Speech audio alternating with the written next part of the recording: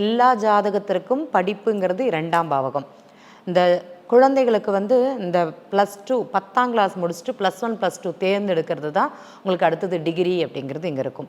சிலருக்கு 10ஆம் கிளாஸ் படிச்சுட்டு 12ஆம் கிளாஸ் படிச்சுட்டு டிகிரி வேறு ஒரு கோர்ஸ் அப்படிங்கிறது தேர்ந்தெடுப்பாங்க. அது காலத்தின் ஒரு நிமித்தம்னு சொல்லலாம், நண்பர்களுடைய திருவிளையாடல்னு சொல்லலாம், இல்லைனா அப்பாவினுடைய அழுத்தம்னு சொல்லலாம், ஆசைப்பட்டு நான் ஒன்று படிக்கிறேன்னு சொல்லி போய் படிச்சுக்கிட்டு மாட்டிக்கிறதுன்னு சொல்லலாம். பொதுவாகவே படிப்பை பற்றி பேசும்போது ஃப்ரெண்ட்ஸ் என்ன கல்வி எடுக்கிறாங்களோ அந்த கல்வி அந்த குழந்தைகள் எடுக்கக்கூடாது அப்படிங்கிறத முடிவு பண்ணிக்கோங்க. உங்கள் ஜாதகப்படி உங்களுடைய விருப்பப்படி ஒரு கல்விங்கிறது எடுக்கக்கூடாது. அது ஆசைப்பட்டு நான் இந்த படிப்பு படித்தேன், அது எனக்கு கை கொடுக்குதா அப்படிங்கிறத ஒரு தடவை ஜாதகம் பார்த்து தான் செய்யணும்.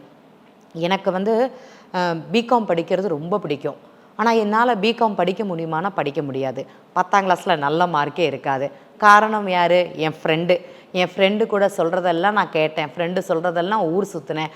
நட்பினால் படித்தது படிப்புங்கிறது திசை மாறியது நிறைய பேருக்கு.